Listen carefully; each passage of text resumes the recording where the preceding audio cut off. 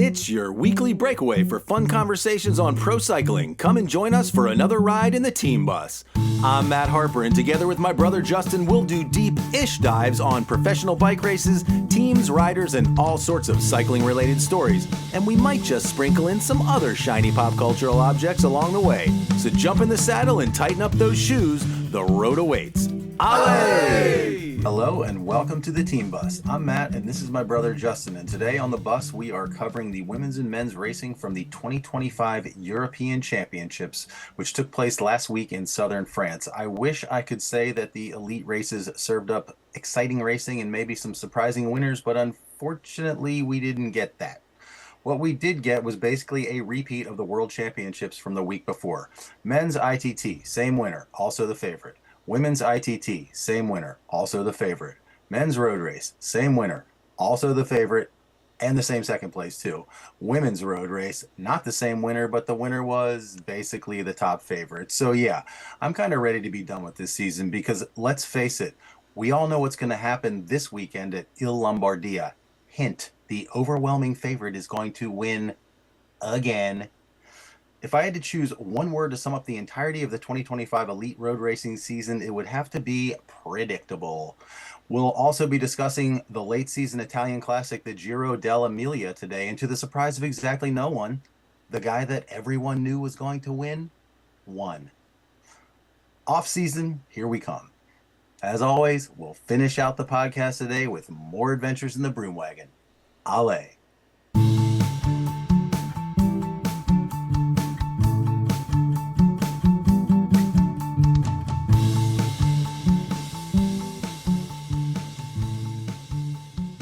Hi, folks, and welcome to the Team Bus. I'm Matt. I'm here with Justin. And Justin, let's see if we can dig up a few diamonds from all of this rough that we've got over the past weekend's worth of racing with some of the most yawn-inducing bike races we've seen in quite some time. It's, yeah, it was...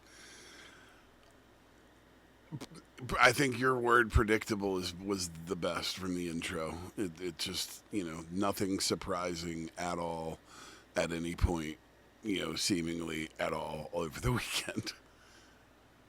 I mean, even like the silver linings we're trying to find in all this stuff we're just sounding like broken records now. I mean, what are we going to say again? Well, let's just be content with like we're witnessing history here, man. Like we can say we were there when. Like who frickin' cares, man? Give me a decent bike race for God's sake. Yeah, I'm like all in on Paul Seychelles for third in the European Championships. Like that's what I got. Really, yeah. Christian Scaroni and Paul Seychelles. That is your whole. That's the whole race in a microcosm, and it's funny as you watch, especially that race, even the commentators are just like at a loss to talk about anything. You know what I mean? It's like you've got the rinse and repeat of, Pogačar just, dominating Remco, and, it has to get into Remco's head a little bit, right? Mm. Like it just has to. That he just can't seem to put it together to be able to beat this guy. Well, I mean, and he said it in his interview. He was just basically like, he's just way better than me. I mean, that's basically what he said. That's basically what he said. But he's basically way better than everybody, and it lends credence to the fact of, is he going to get bored? Will he not achieve the heights that are somewhat expected right now, because he just gets to the point where he just goes out and just, I mean, he's just collecting jerseys at this point. You know what I mean? It's just literally, okay, I don't have this one, let's go get that one. Well, what's funny though is Remco is almost the same guy on the ITT side of the world. Yeah. You know what I mean? Like he's pretty much a foregone conclusion to win every race that he gets in if it's a time trial and it's anything other than insanely steep uphill, and even then he's probably gonna podium unless he's got a Pogačar to beat him, because he's proven that he can beat Filippo Ganna who many would consider to be the best in the sport right now. He's beaten them over and over again for months. Well, what Pogacar is what, 26, Yep. and Jose Bain was talking throughout the race about how like she doesn't see him going past 32, and there's is there any possible way that there's no way he could be this dominant for another, I would say even 3 years. He could kind of have another season like this next season, I would say, given his level right now. At some point, he goes into decline. At some point, I mean, for this not to be his, for any other cyclist ever, this would definitely be the peak. But Yeah, but think of the damage he could do in 3 years. yeah, it's He wins half the races he's involved in. All right, if not more. I don't know what the percentages are right now, but I mean, it might be over 50% of the races that he enters. well, I mean, the number of race days that he's had this year is only like it's like 52. I thought she said. Yeah, I mean, it's so you know, it, I guess the question becomes: does it get to a point where he's bored with it? You know what I mean? Where it's not challenging. And even if it does become challenging, at what point are you like, okay, because I could just see him leaving and going to a completely different discipline. Like just being like, well, I just destroyed this. Let's go take all the mountain biking, stuff that I can do. Or, he goes into gravel and dominates gravel or something. I mean, who knows? I mean, like, he seemingly at this point could do whatever he wants. I think that you have a few nuts that he hasn't cracked, and I assume that at some point he just starts focusing on that and trying to solve MSR or some of these races that he seemingly can't win or can't get. But I mean, at this point, it doesn't seem like outside of that one race that any of these races are unattainable. Yeah, and I think that one's attainable too. I think it is too. I just think he has to figure out how to do it, or he the like I've said that it's an all out team time trial to get him that win. You know what I mean? Where they just launch off the front with as many riders as they have and just go and just bury themselves one by one, team time trial style, and get him so far out in front that he just can't somehow give it up. Yeah, yeah, especially given that it's like so long. I mean, yeah, who knows? It's I don't know. I don't even know what to say about it. I'm out of stuff to say about it. Let's get into the women's ITT, which saw Marlon Reusse of Switzerland, currently the by far the best time trialist on the women's side of things, get her first win in her newly won rainbow jersey. Yes. It was nice to see Mia Oderstad, who has had a really, really great year in the mix. Obviously, she wasn't able to hold on. It just goes to show that and I do like the format of these championship time trials where they're backloaded with the favorites and you're not like missing it, so you do get that little bit of tension once these riders are all on course together, because it seems like, especially towards the end, that they're kind of all all the favorites are really smushed together at the end.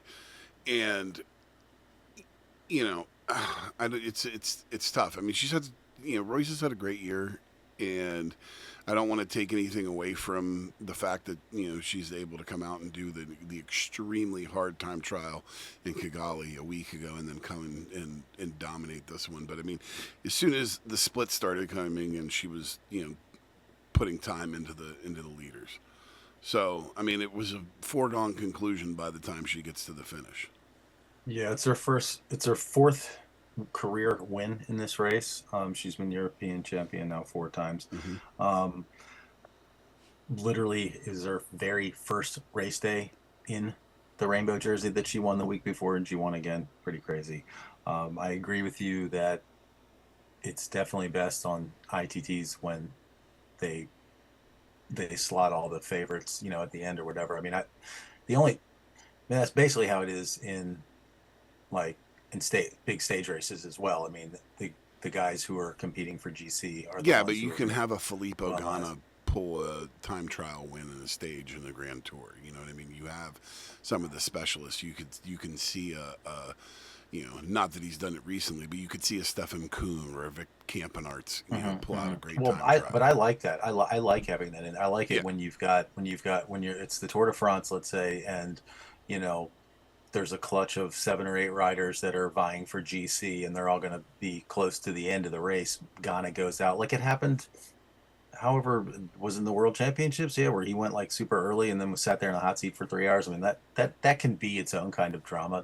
The ones that kind of suck are the ones where it's like an opening prologue TT in a tour in a stage race, because then it's just like they can be anywhere. You know Right. what I mean? I think they randomly choose them. So definitely agree. It's much better when it's way at the end, because then you can just like pop in for the last half of the thing or the last third of the thing or whatever, and you're basically going to get to see all the action. I mean, that's kind of like what I'm hunting for when I'm watching these things in replays. Like, all right, who's the lowest ranked rider that I care about in this race, and I go down to number 8 and I'm like, okay, it's Stefan Kuhn. So let me just kind of fast forward here along until like Stefan Kuhn's out on course, and then I'll take it from there. Yeah. You know what I mean?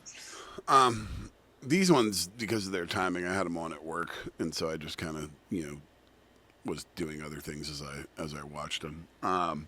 Hopefully your boss doesn't listen to this podcast. No, I'm sure he doesn't. Busts you. A lot of class had a good one, and it was also good to see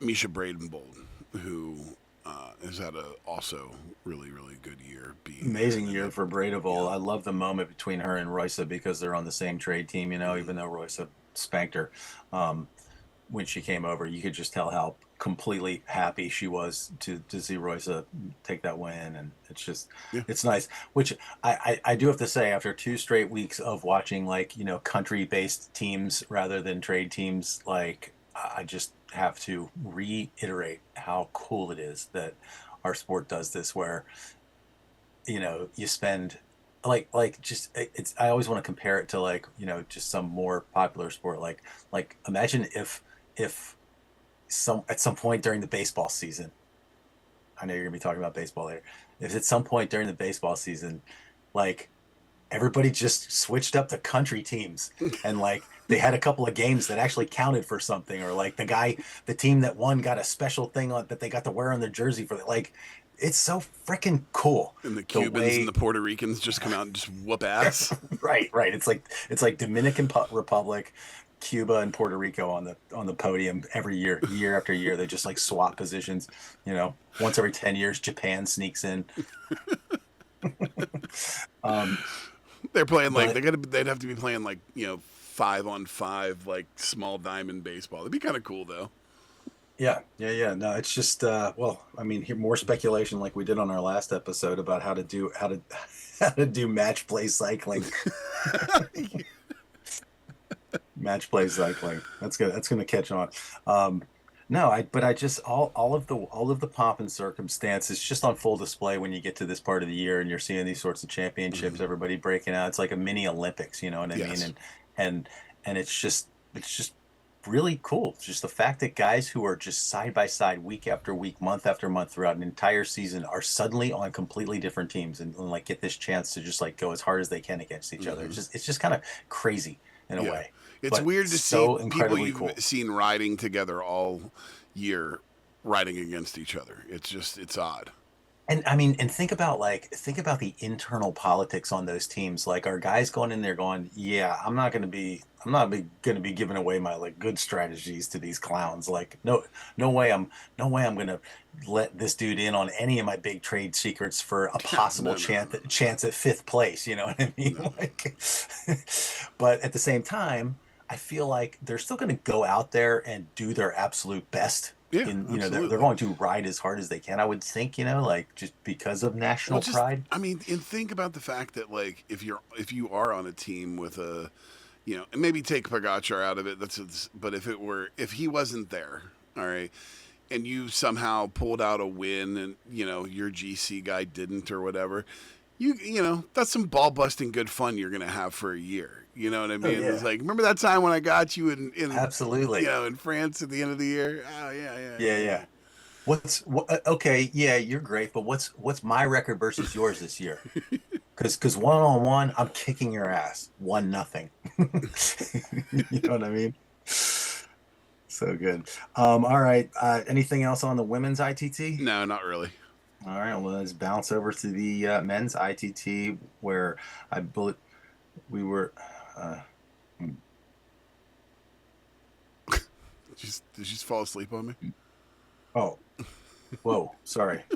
Where were we? Oh, right. Men's ITT. Remco Evenepoel won again.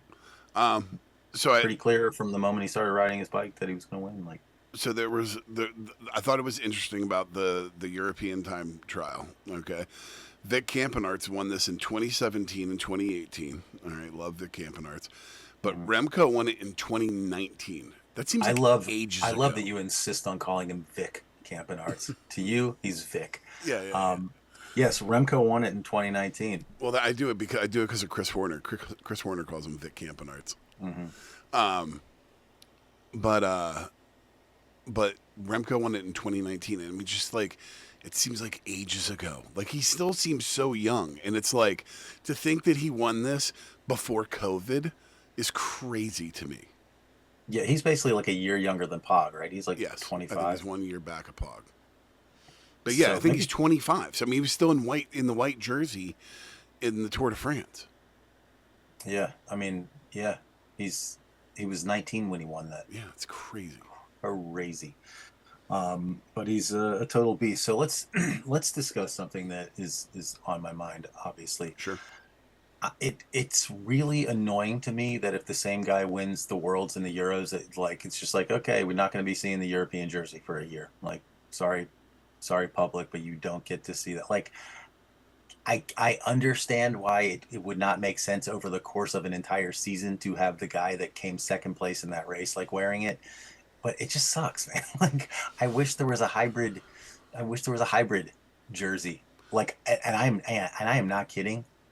I would almost I would be cool if they did like like when you see like a house divided, where it's like Yes. one, the Phillies on one side and the Yankees on the other side. Like, do it, man. I think that would be hilarious. Like if you had the, Or some sort of designation on the World Championship jersey to yeah, designate that he's also the European champion. yeah, like an extra stripe or Like some something. bands or something on the Yeah, sleeves, yeah, or an anything, something. insignia. Just Yeah, because something they could do it. now, I also think that this is going to be Yeah, like a this. crest in the middle of it Yeah, or something. this is going to be the last time probably that you see it, at least for the foreseeable future. I don't see Pogacar coming back to this after this. I don't see him coming back to defend this next year. He's going to be back next. He will 100% be back to defend this Oh, next because it's year. in Slovenia. Yes. All right. Well, past that year, I don't see him. I don't see him doing it again because I mean, it just doesn't make sense. I understand. I get him going for world championships. This one doesn't Mhm. make sense. I mean, you know what I mean. Especially when you could let it give a teammate any number of his teammates a solid chance at putting on that jersey. Like I just But don't what if see it. he's chasing the all-time wins record? What if Yeah. what if he's tuning up for Lombardia? What if he's tuning up to win Lombardia for the ninth time? Yeah, I don't know. It's tough. It's tough to say, but I'm hoping that past next year that you don't see it. But you're right, that is in Slovenia next year, and he definitely is going to be there. Um, so a couple of good rides. Dylan Van Barle had a really nice ride in this race.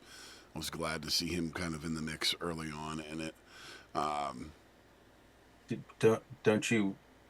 Didn't you mean to say Mr. Pauline Ferrand Prevel? God, jeez, he's had his own career, but yes, Mr. Pauline for Opera. Um, Also, I didn't realize Josh Tarling is a former winner of this race. uh, Yeah, like 3 or 4 years ago. all right. Yeah. I have admittedly not been paying super careful close attention to the European ITT championships in basically ever. Yeah. Up until this year, you're saying. Um, oh.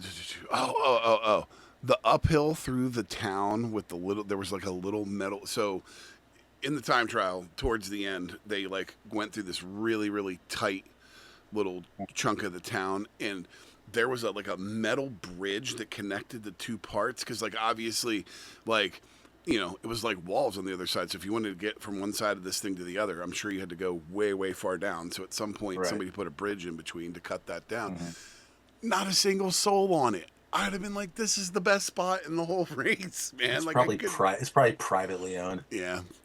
It's part of a business that was closed that day. That little town was cool though. Another thing I want to point out. This is along the same lines of like the jerseys and like if you hold both jerseys, blah blah blah. Like you gotta have the Euros before the World Championships. Like it is such an anti-climax. You know what I mean? Or put them in a different part of the year.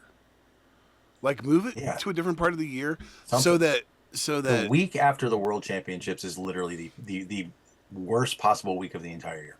it just. But I mean, I guess it's a championship. Championships come at the end of seasons. It's tough to say it that way, but it would be a lot cooler if it was shit. I mean, like do it in friggin' January. Do it at the almost as like the first event of the season. We're gonna crown our European champion, and you have to. You know what I mean? And then at least you have that the whole But year. Europe is too cold in January. Yeah, I know. It just doesn't work out. Yeah, it's just lame. I just think the best case would be just to flip flop them, just so it was like Europeans and then Worlds. It's like you go from the top prize to the second to top prize, and it's just like. Well, okay. and then with having basically the same cast of characters win it, it's like literally God. it's like watching a rerun. It's just dumb. Yeah. That wasn't as beautiful as Kigali. It was, yes, although it was exactly. a great. I did love where they raced. I thought it was a cool beautiful course. race. Very cool course. No, but yeah, it's just God. This year of all years, it was just a desert. Yeah. I mean, there were so very few things to get excited about. I mean, take for example. Well, we'll get into it when we get into later. I mean, but yeah. You want to hit the mixed elite TTT? Yes, which maybe was probably the most interesting race of the five. Right, which is almost what you could have said about the last one, the World Championships outside of the women's road race.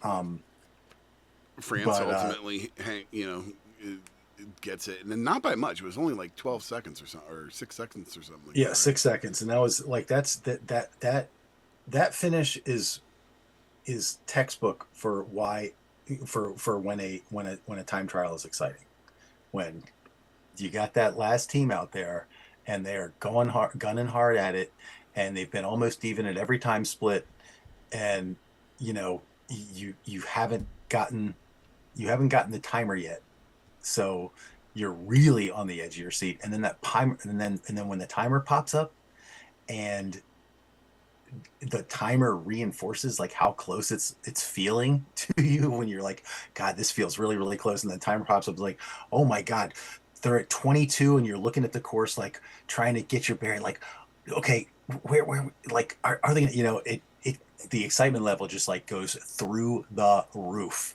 and a 6 second differential, pretty darn exciting. Yeah. And Lebu and company did a wonderful ride. The French team absolutely deserved the win. It was sad to see the Italians, who absolutely buried themselves to win that race, not be able to pull it off. Yeah. And when they were doing the podium in this race, the stark difference to the size of Filippo Ganna to everybody else on the podium is just unreal. That guy's a monster compared to all He's of them. He's an absolute monster. I have to reiterate my just love of this format. The six rider teams, 3 men, 3 women, the men going out first, the women going second. Like everything about it just seems very, very well thought through, and has in both cases this past week provided for some very exciting racing. and it's really cool to see the men and the women mixing it up together. And once again, just like I was saying with going from trade teams to country teams and stuff like that, and getting an opportunity to participate in your sport at the professional level with people from that are on other teams than 90% of the time, or in the case of the mixed TTT, basically that is like the 1 or 2 days a year you're going to be on the same team as a dude if you're a woman. I would really like to see more teams participate in this too. Yeah, it's so cool. It's such a cool format, and you have a ton of riders there. And and what the crazy part is too, you don't use those third tier riders, make a team out of them, put them out there. Who cares? You know what I mean? This has got Jorgensen and it's still a huge stage. Yeah, McNulty, go ahead and let them do a lead on this. Mm-hmm. Get a João Almeida, and I don't know. It's just, I feel like more participation would make this better. 100%. And I don't feel like, these courses are probably what, 20 Ks long, 25 Ks or something like that.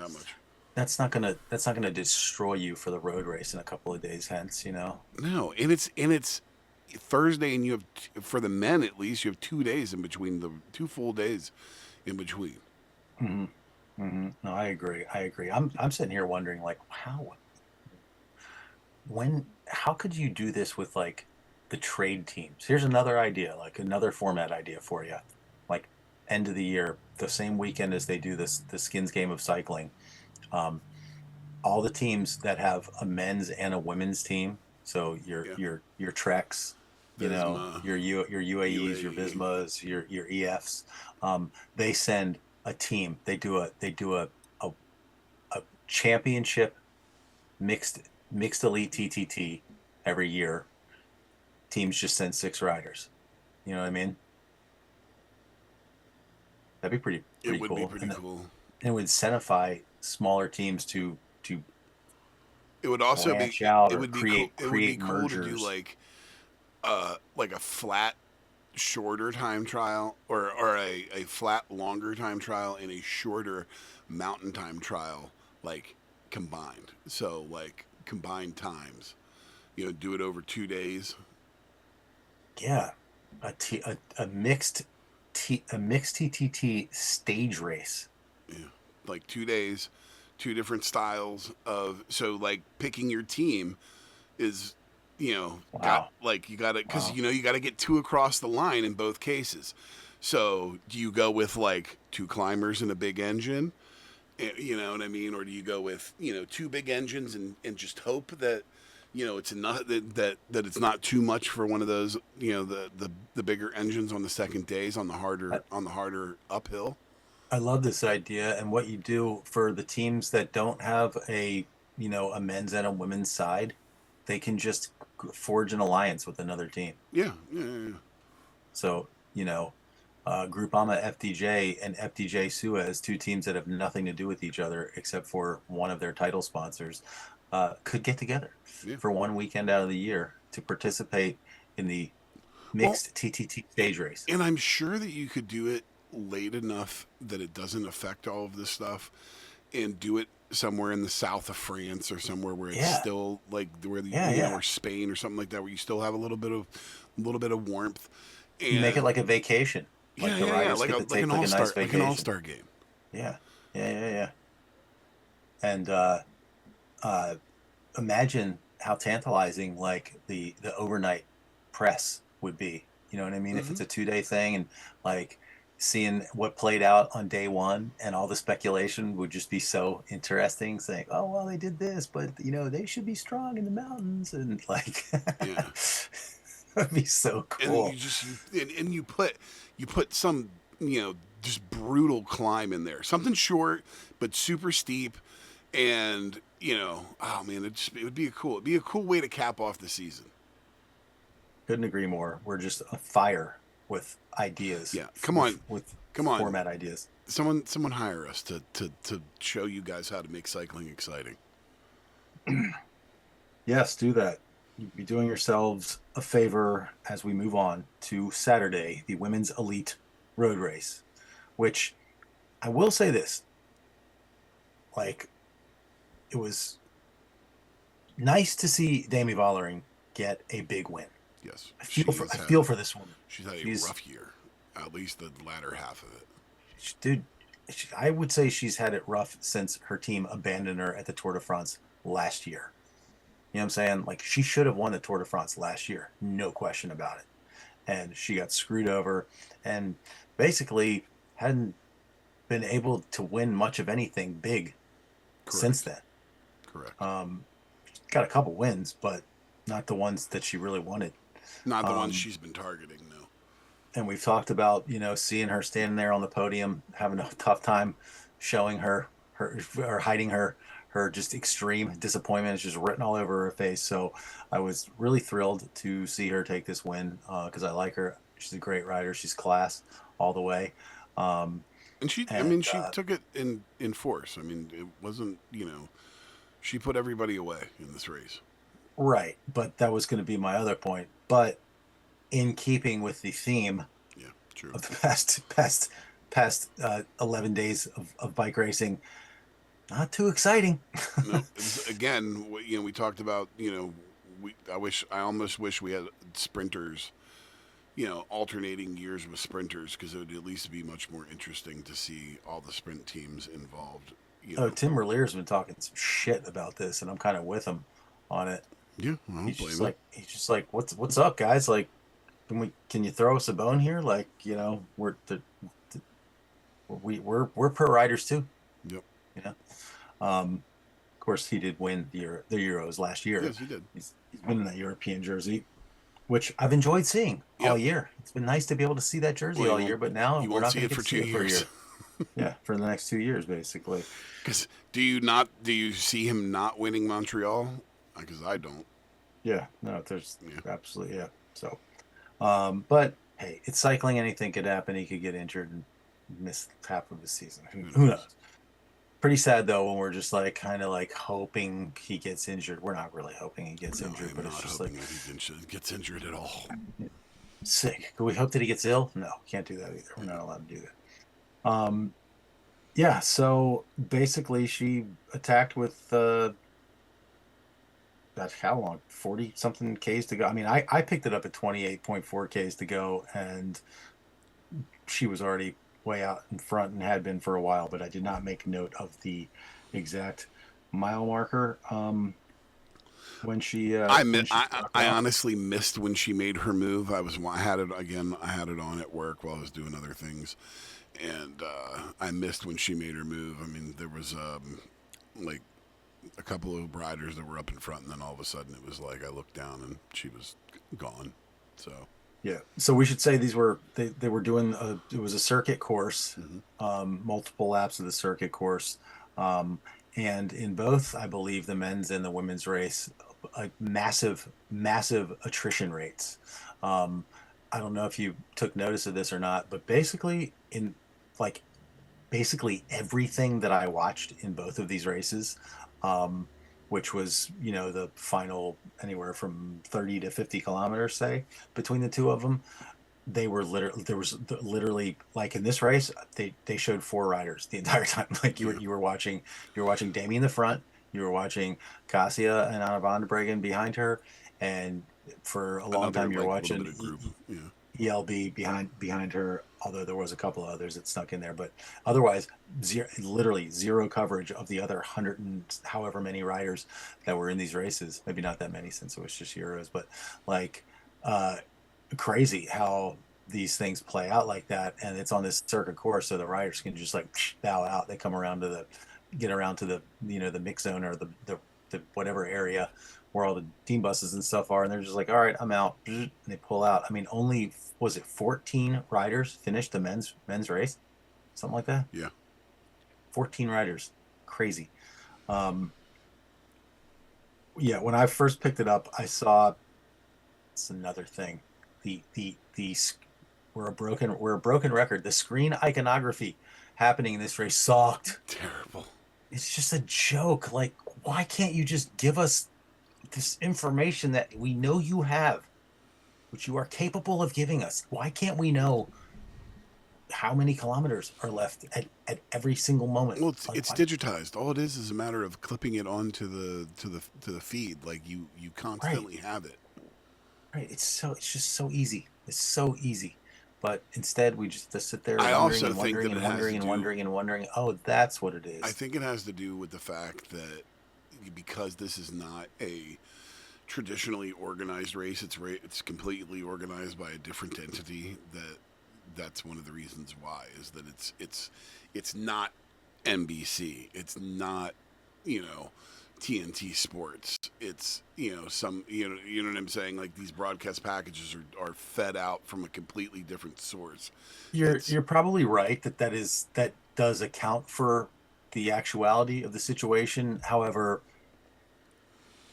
the there is in I do not believe that there is a technological limitation for any of these entities. No, I agree. If there It's was not the an excuse. will, I just if think the that's why will it was there, happens. yeah, it's just infuriating. Because when it came on, like, you know how they'll have like the time, the first group, second, leader, second group, chasers, chase two, chase three, whatever. um and a lot of times what they'll do is like whichever one is highlighted, that's the one that you're looking at, who the current pick. Because Right.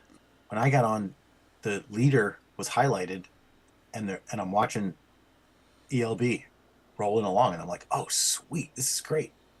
ELB's in the lead. This is amazing. And like, she's just rolling along. They're following her, and it's just like it's the leader. And I'm like, heck yeah. And then like they bounce to Cassia and Anna van der Breggen, and then I'm like, okay, wait a second, that thing didn't change. So wait, is she not? Nothing changed up there, and it's just like, really, Yeah. like how tough is this? And so I was literally watching the race for like 5 minutes thinking that ELB was winning, when in fact she was fighting hard and fighting hard for and losing fourth.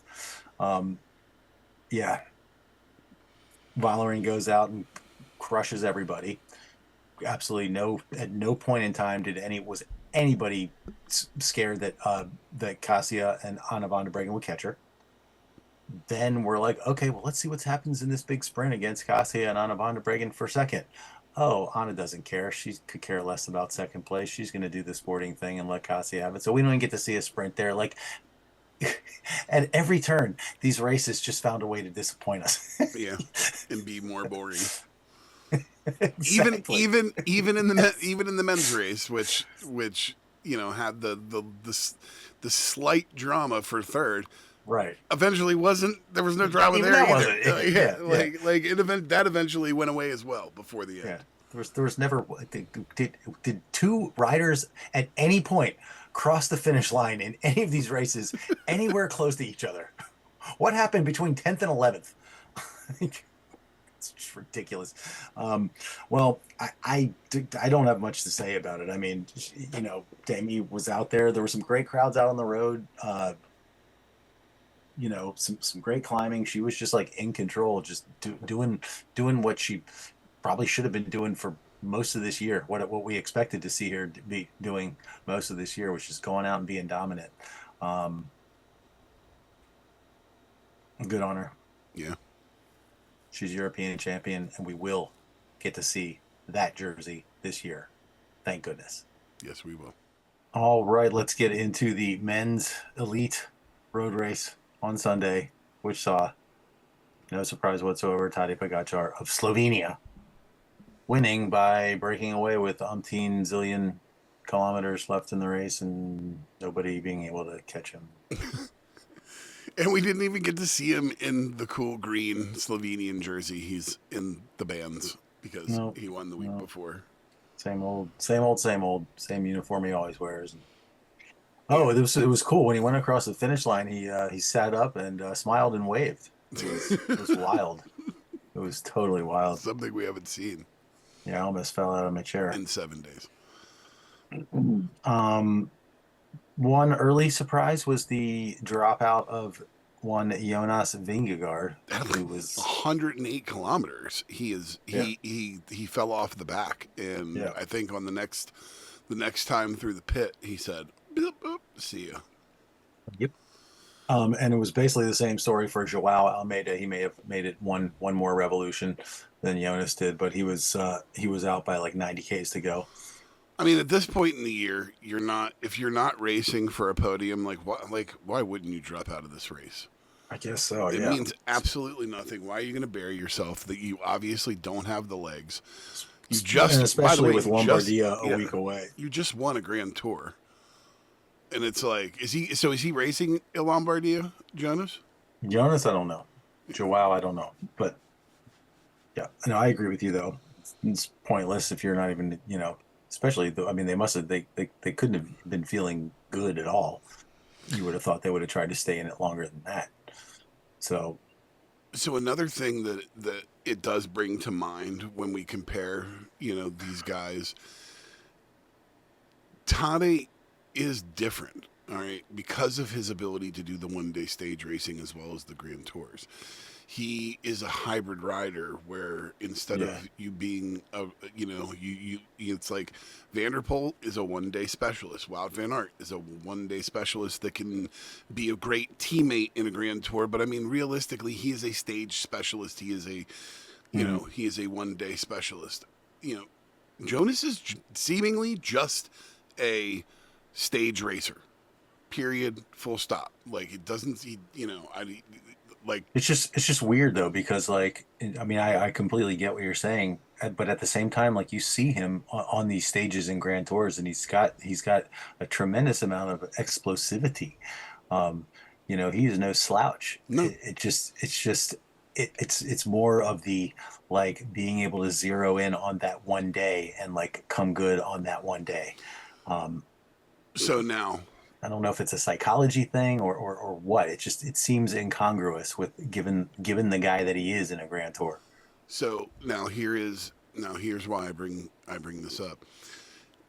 Do you think it's a sign of things to come, or if you are Jonas Vingegaard, knowing that you're going to have this extremely hard path to wins when you go up against him, could you see him also hybriding himself and trying to go after some one-day races here or there just to fill his palmares out? You know what I mean? Well, yeah, no, I have had that very thought more than once. I think obviously the big goal right now, it's got to be Giro d'Italia 2026. He completes the trio. He joins a very elite group of riders over the years that have won all three Grand Tours.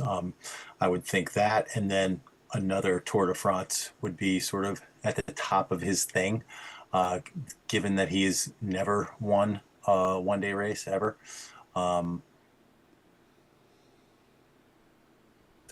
I don't know. I wonder if trying to somehow morph himself and go after those. I don't know. He seems so chill. I would just think he would be more than content to see himself as a Grand Tour racer and just go after, try to stack up as many Grand Tour wins as possible.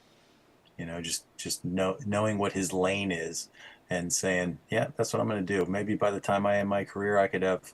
But do you think he could win four tours? Could I be the guy that won four of all four? Of all three of those races, or three of the all. The first guy to win three of them. Who knows?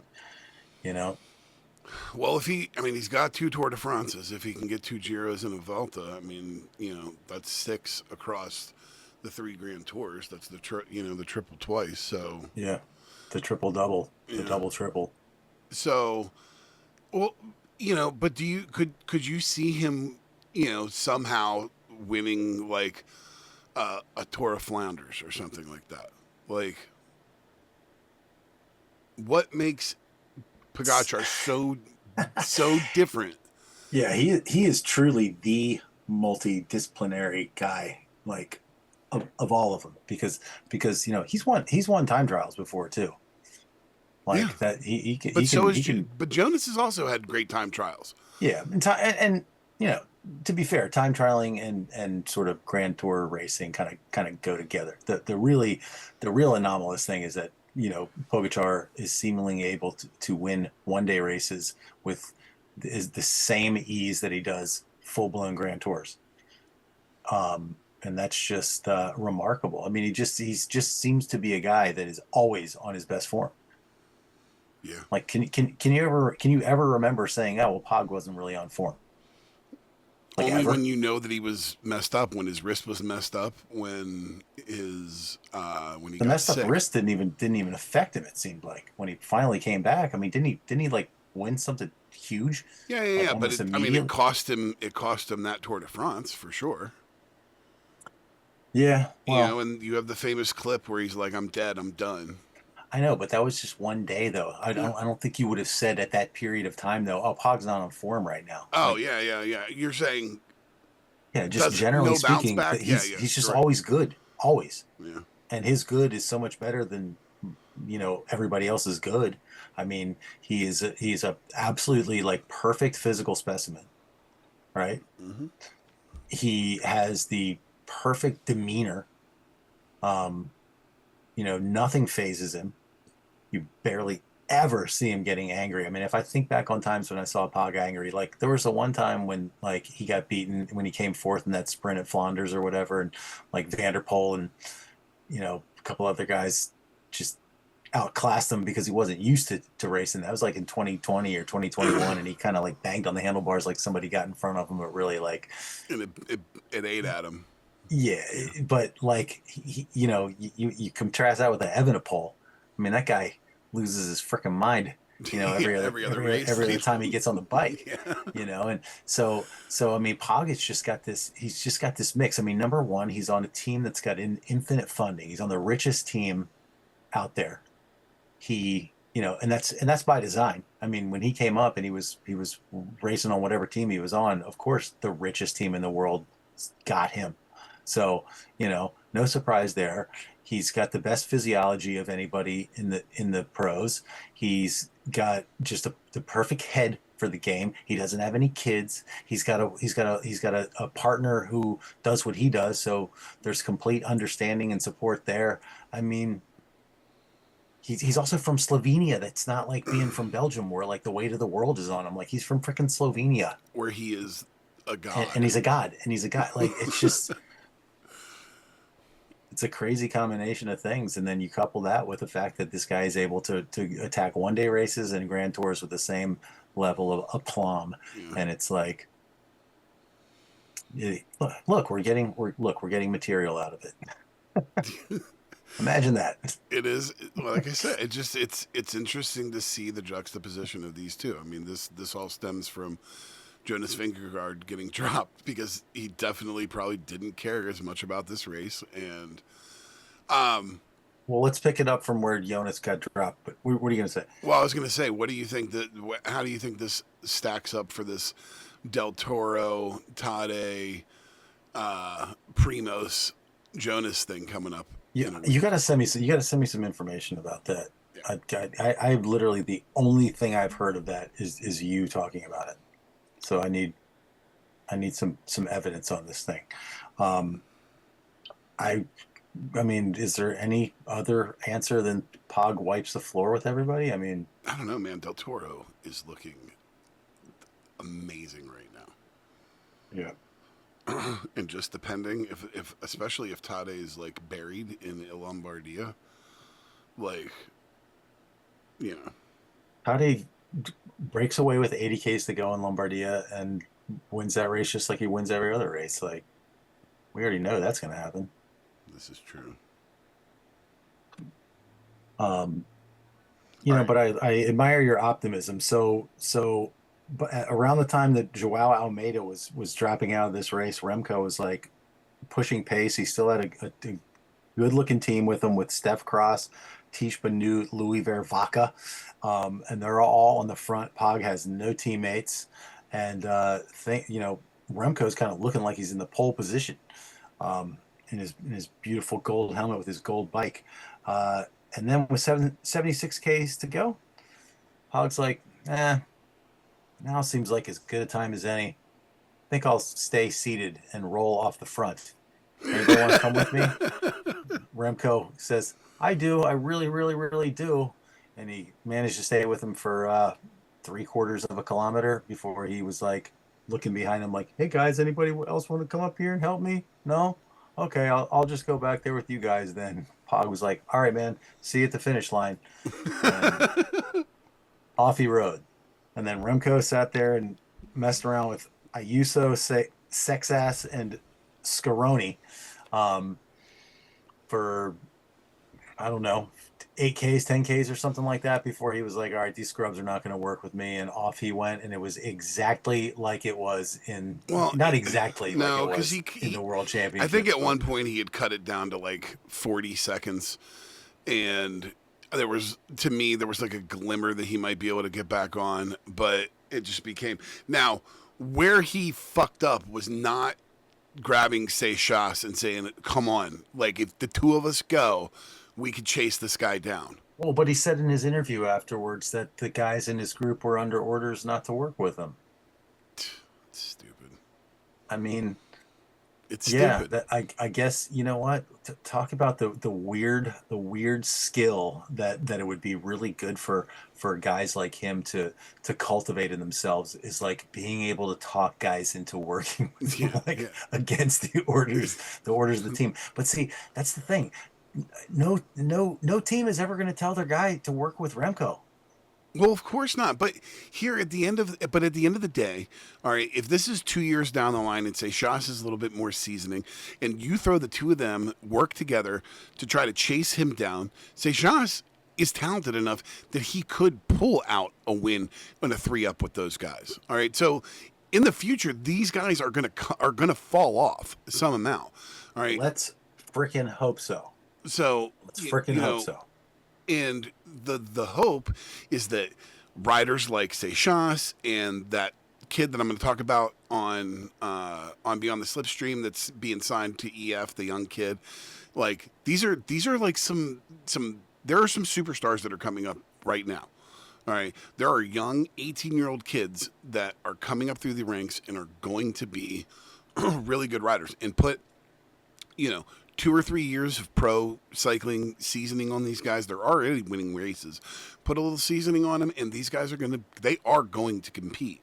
All right. The question really is how long can Pogačar sustain it and dominate to hold these guys back? Because at some point they're going to catch. At some point it's going to go like this. You know what I'm saying? Like at some point those two things are going to meet. Right now the gap is huge, but at some point it's going to middle out. I'm interested in talking though about like this group dynamics thing, because I feel like over the course of the entire season there's been so many instances where you saw a group of somewhere between 3 and 8 riders off the back of somebody leading the way out in front, and just time and time again, it's like they just won't work together, And then I look back on like the AJ Roubaix, and how she was able to like whip those girls into a frenzy, and they were just like an absolute cohesive unit all the way in, and gave themselves the chance. Like, why don't riders?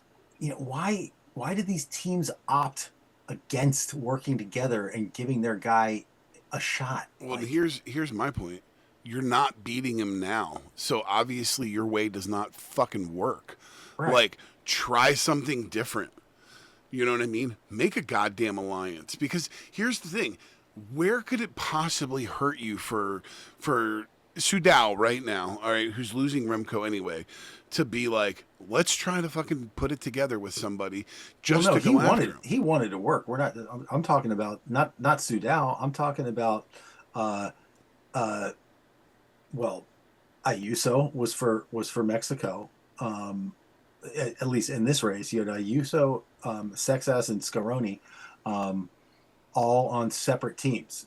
So, and Remco couldn't get those. Like, it's even more perplexing to me, because these are like country teams we're talking about. Mm-hmm. You know what I'm saying? It's not like you're training. And it's like, if you don't work together, you don't stand a chance of beating him. Period. Right. It's like a self-fulfilling prophecy. It's like, oh, you're not going to work together, so you're all going to fucking lose. I mean, it should be, for my mind, it should be like an easy 1, 2, 3 conversations. Like, all right, guys, we're working together. We all agreed, yes. All right, what is our cutoff time? When do we cut it off? 1K to go. Red kite. All right, done. It's all bets are off after the red kite. Let's do this. Let's go get this guy.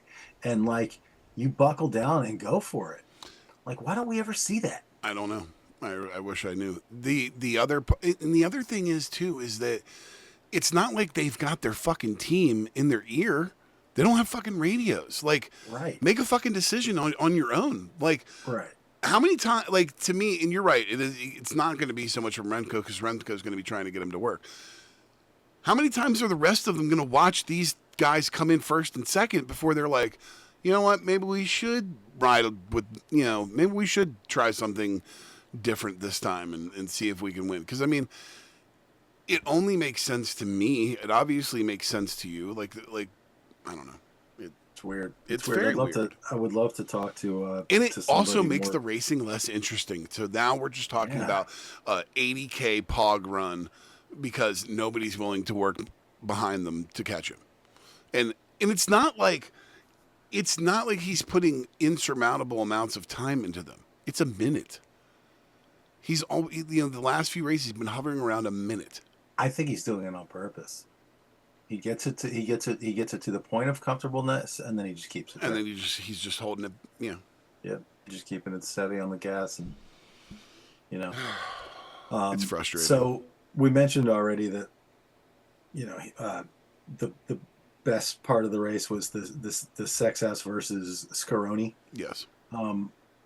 battle, and the young Frenchman won out in the end. He did manage to get away from Scaroni with like a K to go or something Yeah, like it was that. like So he was, 1.5 or something. He finally, the camera came back to him and he had finally just put the knife in him and put him out to pasture. and that was nice because he's somewhat of a hometown guy. He's born fairly close to there. Well, I mean, just the fact that they're racing in France and he's French is but he was huge. also the national guy. So for him to catch that podium, and he's such a young age, it's really cool, and pretty funny to see him celebrating as if he had won the race when he's coming across the finish line. I mean, he's like trying to big up the crowd, and just like so happy, and he's like shaking his fist and everything. It's like, bro, you're in third, but he was stoked. So that was kind of fun. I mean, that was really like that. That right there was probably like the highlight of the entirety of both the men's and women's world championship or European championship road races. Was that moment? Yeah. Well, and a guy being happy about coming third. Those, the race between him and Christian Scaroni was really good. I mean, when they were together and going, it was cool, especially towards the end when they were like they were trading those jabs, and Seixas is just kept trying to like get him off the just to drop him, and Scaroni would just keep catching the wheel and it was interesting. That was the only interesting part of that whole race, in my opinion. Yeah, pretty much. Scaroni just grabbing more points for Astana. Big finish in a big race. That's going to come up on Beyond the Slipstream as well. And it should be noted that this was, in fact, Pogacar's first Euros win. So this is like a big box checked for him. Oh yeah. Important jersey to be hanging in his shrine. Yeah, Remco very magnanimous in his post-race interview, saying that basically just like he was just better than me. Like, yeah, I mean, what can you say? Like, what are you gonna do? Like, I mean, I tried as hard as I could. It's not for lack of effort on Remco's part, not at all.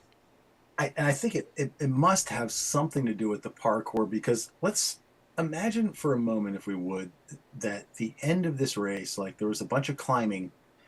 Maybe even like a hilly circuit in the middle, followed by a flatter section at the end. Does Remco's superior time trialing, is he able to nail back Pogacar if he's got 20 flat kilometers at the end of a hilly in the middle kind of parkour? I don't know, man. Is it because they had to keep climbing that mountain, like, 3 or 4 times or whatever, the Valley of Fire, what was it called? The Hell. Vidon Fair. Yeah. Um, one wonders. Yeah, it's. Anyway, I don't know. I'm done wondering I'm just done saying what if. Mm-hmm. Well, we can put the nail in the coffin on that Euros. We'll be seeing Demi Vollering's jersey. We will not see Marlon Royce's this year. We will not see Remco's ITT this year, and we will be seeing one European jersey this year at the elite level. That's wonderful. That's just delightful.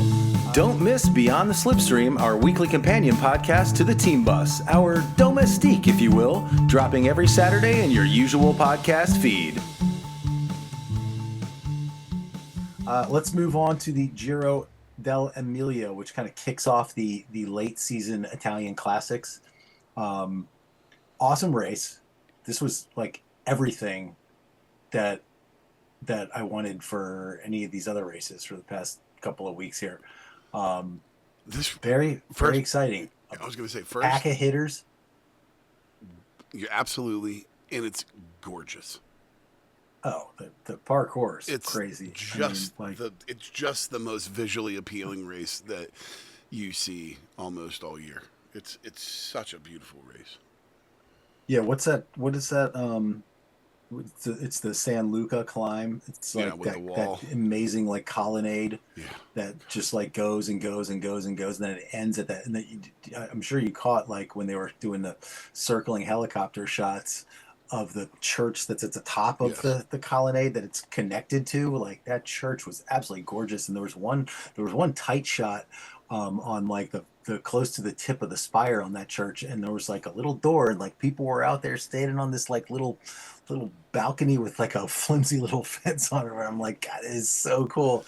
I would love to be out there. And it's all in that like red clay. Oh, yes, God, so absolutely beautiful. Stunning. And it's kind of cool too how it's a long climb. It's like nearly 2Ks long, or 2.1 Ks or something. It's around 2 kilometers long, that climb. And part of it, they got the colonnade on the right, and then they like cross under it, and then they got on their left for part of the climb, which is also super cool. Great parkour. And when you got down, so straight too. It's so brutally straight up that climb. Oh yeah, just nasty. With like 15-20 Ks to go, you got this killer group that's got like UAE guys, Vine, Yates, and Del Toro, so they're looking the strongest. You got Lenny in there. You got Richard Carapaz, Rudy Mollard, Egan Bernal, the what's the guy's name? Philipsen that's on Trek. Not Jasper Philipsen, the other Philipsen. Plus, you had Tullett and Odebrooks for Lisa Bike. You had Odebrooks really good. Oh, he was looking real good. You had Primo's in there. You had Michael Storer in there. You had Tom Pidcock in there. Like just a bunch of guys, and it's like 15 to 20 Ks ago, and they are locked together. I'm like, yes. This is what I want. A bunch of hitters on a one-day race, going for the big prize on a gorgeous parkour that's just set up for exciting racing, and that's pretty much what we got. Yeah, all the way pretty much to the end. I mean, on the penultimate ascent, you had Kian just looking super strong. He made a couple of attacks. Lenny Martinez, in both cases, was there to sit on his wheel and match his attack. At one point, you had Storer, Primos, and Pidcock working their way up there. Del Toro up in there. Go over. There was 6 of them over the climb into the final lap. Martinez, Odebrooks, Del Toro, Storer, Primos, and Pidcock, and I'm like, bring it on, absolutely bring it on. And they're looking like maybe they can make it all the way there by themselves, but 7K to go, that bigger chasing group gets back on. Yeah, Odebrooks looked so good. I was like, I really thought that he was going to take it to the end because he just looked so strong through the mid part of that race that I just, I was shocked. And it also it brings a twinge of disappointment too because he has not had the year that obviously that he wanted. I don't think he's really had the last 2 years that he wanted. Didn't And he get a win in the Vuelta though? Did he get a stage win like either in the Vuelta or something else? He got some he kind won of like a race right after the Vuelta or something like that. Something I don't think it was in the Vuelta. yeah. So, but it also makes me sad because, he's leaving. He's leaving Visma. He signed with Movistar, and I feel like, failed experiment there because I've always really thought that he's a really good rider, and this shows that, man, that kid's got something, man, for real. Yeah, he's good. He's good. I agree, and he acquitted himself very well in this race. Carapaz put in a big attack with like 6.7. I never thought that was going anywhere. No, Lenny was also covering that move, and then like as it got down towards the end, you see Pidcock 1.6 Ks to go, big attack, and like almost immediately gets a good separation, starts stretching the lead out, and like the hope was burning in my heart, right? He's looking so good, and then who's right back there behind him, just doing his little ding, ding, ding, ding. The ding, last ding, 2 ding, Ks ding. of that race are just entirely too hard for him to sustain that kind of effort all the way there. I mean, it's just I know. as good as it looked, it just, and he probably burned the match too soon.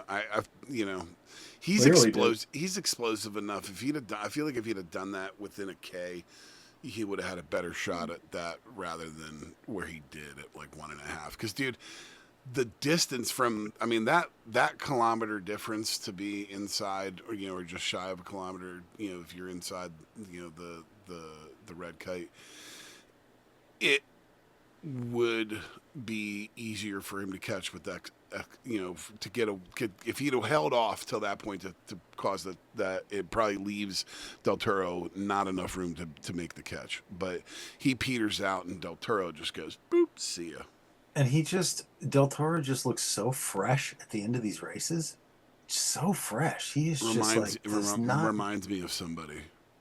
Yeah, exactly. Yeah. Which is what I had in my notes, that he is quite clearly right now, I think, the heir to the throne of, UAE and of Tadej Pogačar. I mean, of all the riders out there with that kind of potential. He rides like him too. I think he's the one.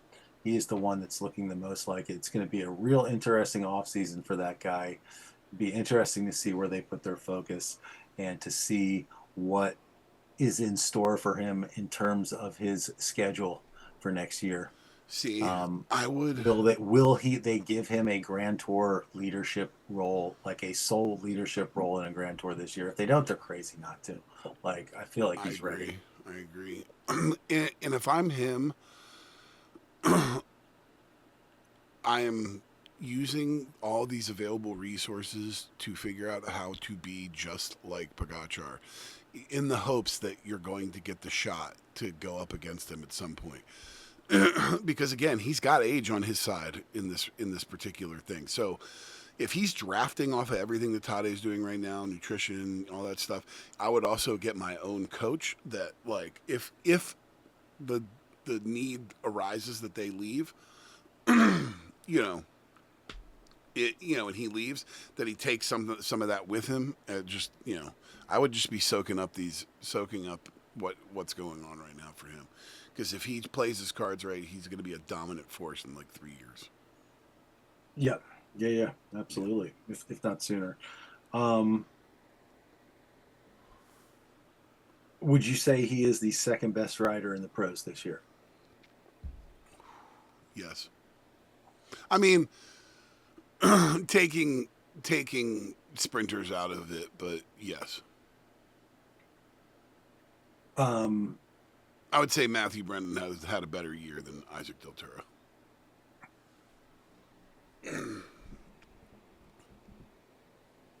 I disagree.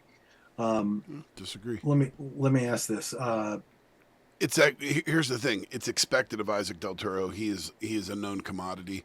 Matthew Brennan is not a known commodity, and came out and put up a dozen wins in his rookie year. The coming out of nowhere of it, yes, I will give you that. But I don't know. He essentially matched Tim Merlier, who we would all say is one of the top 3 sprinters in. But in Del the Toro just got like 6 wins in the past 2 weeks. Like what is his number at? I don't know if you have that. If you have. It was high. Numbers. I don't know it offhand, but I'm just saying, like, I don't know. It's also tough to say because they're both on like super teams. So. Yeah. Do you think we will ever see Primoz Roglic win a bike race again? Yes, we will, but it will not be against it will be a race where none of the top riders are. But yes, we'll see him win something again. Yeah. I'd say, yeah, that's probably true. He got 5th in this one. I was so hoping we'd see some magic from him. Bernal managed 4th. Yeah. That's another one. It just, don't really think we're ever going to see anything big out of that guy ever again, but maybe. One can hope. No. One can hope. I mean, he's not that old either. He's probably the same age as Pogačar. Yeah. Something like that. He might be a year older.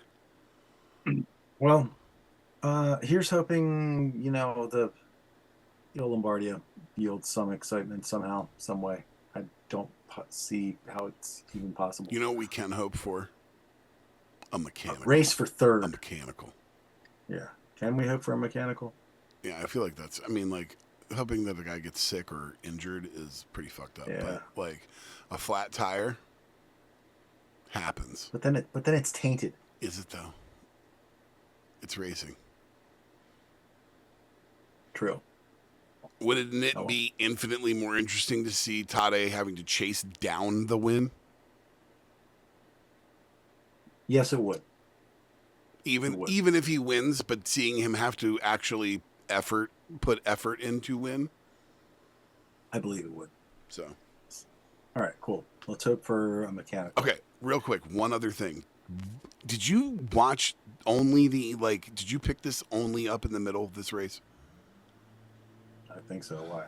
So you didn't see so I was watching some of the beginning of it, and all these people were dressed up in these crazy outfits, these crazy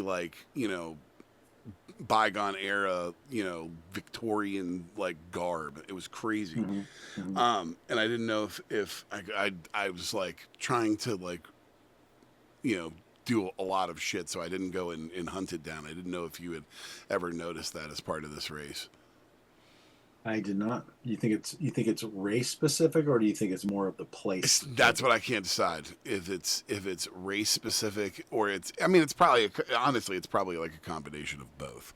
It's probably something local that they incorporate in with the race. But it was there was during the team presentation there was a guy in a full thing up there with them. We'll have to see if we notice that next year. Yeah. So.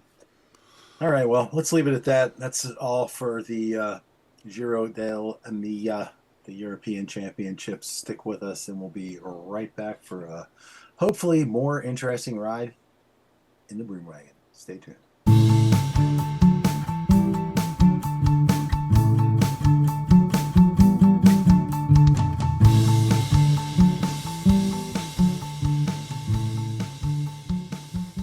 Right, we are back and ready for another ride in the Broom Wagon. Justin, the floor is yours. So I wanted to talk about Game 2 of the American League Division Series. The Yankees and Blue Jays. Blue Jays are up by a game, and the rookie superstar for the Blue Jays pitching, Trey Yesavage, comes up in the rotation and puts on an absolute ridiculous showing in his first playoff game ever. All right. 11 strikeouts, 5 1/3 no-hit innings.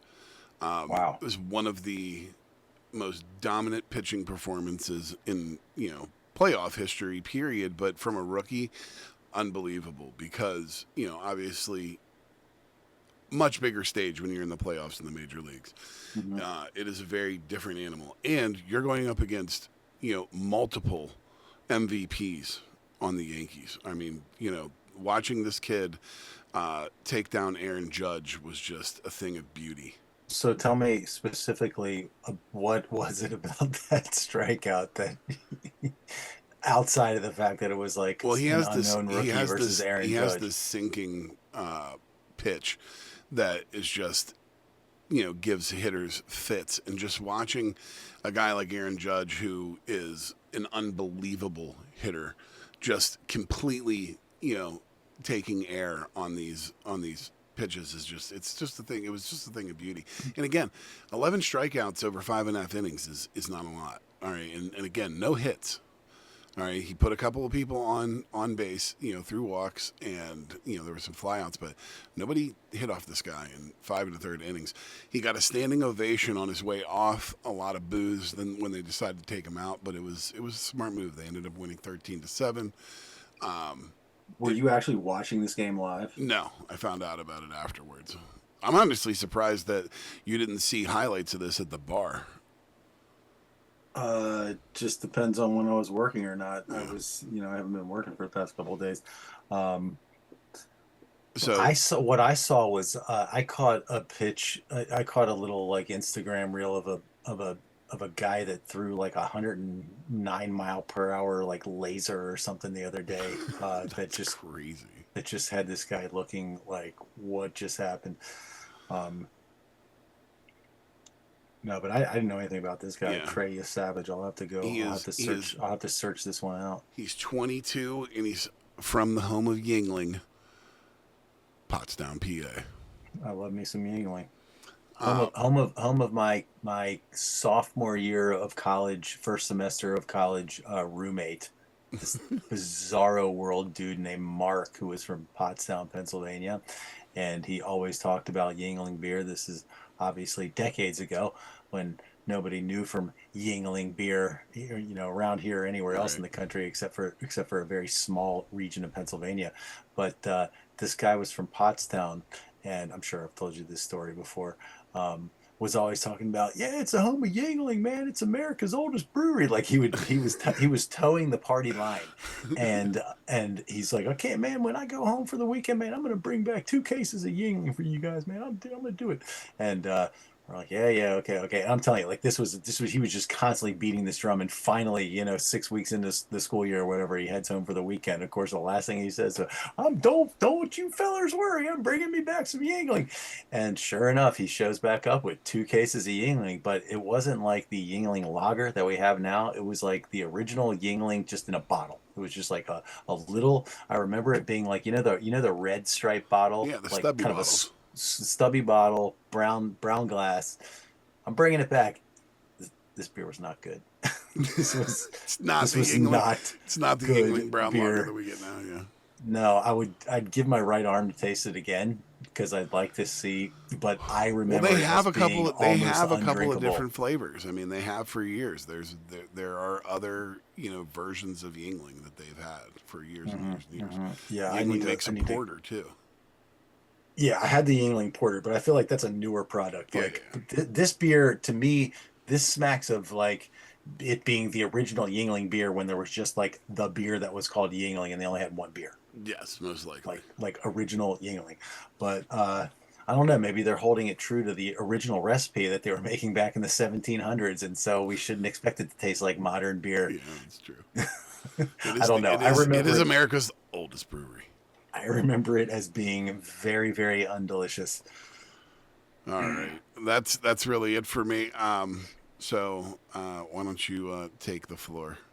I will. And just before we took to the mics today, or I should say before we press record today for today's podcast, you alerted me to some big news that just dropped within the past couple of hours from the team that is at the heart of my Broom Wagon. That said, let me proceed. The Israel Premier Tech team has dropped out of 3 Italian races this week amid security concerns. The Coppa Bernacchi, the Tre Valli Veracine, and the Grand Piemonte. They were forced by the organizers to withdraw from the Giro dell'Emilia over the weekend. They are, as of now, planning to participate in Il Lombardia this weekend.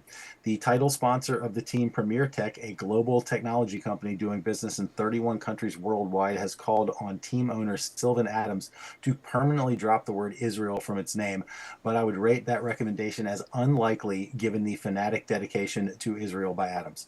The billionaire real estate developer, who is of Israeli-Canadian descent, has called himself the, quote, self-appointed ambassador at large for the state of Israel, unquote. Last month at the 2025 Vuelta a España, we saw widespread protests at multiple stages of the race, which led to 3 stages being neutralized, with 2 of them not even having stage winners. While the specific reasons for the protests were never officially declared by any protest group, it was understood that the protesters were there to make a statement of solidarity with the Palestinian people who continue to suffer genocidal treatment by the state of Israel in retaliation for the attacks of October 7th, 2023, which killed 1,200 people. The resulting offensives from Israel have killed over 67,000 people, displaced hundreds of thousands, enacted siege-like conditions, caused mass starvation, and have brought the contempt of most of the world down on the country. The protesters made it clear that they did not approve of the participation of the Israel Premier Tech team in the race, and the word Israel was briefly removed from the team's jerseys, though it appeared again before the end of the race, if I'm not mistaken. I have made my feelings on sports washing abundantly clear on this podcast in previous episodes. I do not like that petrostates like the UAE, Bahrain, and Saudi Arabia have inserted themselves into our precious sport as a means of creating legitimacy for themselves on the world stage. They are authoritarian regimes with backwards Stone Age philosophies and misogynistic patriarchal worldviews, which should have no place in international sports. I put Israel in the same basket. If I were a rider on this team, I would be looking for an exit door and a parachute like my very life depended on it, which it just might. Just ask Javier Romo about that. I believe that based on what happened at the Vuelta, the UCI would be within its rights to rescind the team's license until such time as it removes the word Israel from its name permanently, and that they should do so before the 2026 season. Riders' lives have been endangered as a result of this unfortunate nomenclature, which makes the case in this instance pretty cut and dried. Far more difficult, however, is the aforementioned sports washing of teams like UAE, Bahrain, and JACO, all of which are funded by petrostates. The vast sums of cash that these countries and teams flood our sports with makes a move like the one I'm suggesting for IPT almost impossible, if not highly unlikely. But the racing we saw this past week at the European Championships, absolutely, but like the racing we saw this past week at the European Championships, absolutely no one is surprised by this. It seems to be the way of the world. I'm pretty much the pot that's calling the kettle black, since my country is quite clearly slipping into authoritarianism under the Trump regime. I guess I and pro cycling would do well to get in line, keep my mouth shut, and accept the inevitable. So let me be clear. Sports washing sucks, authoritarianism sucks, and I hope for all of our sakes that humanity can find a way to see its way clear of these hateful ideologies, but I don't think it will. Here's hoping for an exciting Il Lombardia, everybody. Yay us. And just having come to light, they will be dropping the name Israel from all future names of the team, right? Wasn't that the gist of the thing? Well, and that Adams would be stepping back from, being the face of the team or franchise or however you want to call it. Yeah. Sylvan Adams is stepping back, thank goodness. And yeah, the Premier Tech is basically stepping in and saying, look, all of the pro-Israel stuff, which includes the name and which includes the guy, is out of the picture here. So, yeah, that's good. I mean, it's not specifically what I was calling for. I mean, it kind of is what I was calling for. It's preemptively what I was calling for in my little rant there. So yeah, It's a step in the right direction. it is. Let's be thankful for that. Yay us. Io Lombarda, everybody. That's all for this week. Join us next week for coverage of Io Lombardia and the other Italian fall classics, as well as a review of the documentary film Rising from the Ashes. Until then, for my brother Justin, I'm Matt Harper. Thanks for listening. We hope you'll join us again soon for another ride on the Team Bus. Ale. The Team Bus is a production of Harperama. Find us on Apple Podcasts, Spotify, and YouTube. Please like and subscribe, smash that button, leave a 5-star review, and most importantly, tell all your friends about us. Thanks for listening. Talk to you next time. Ale!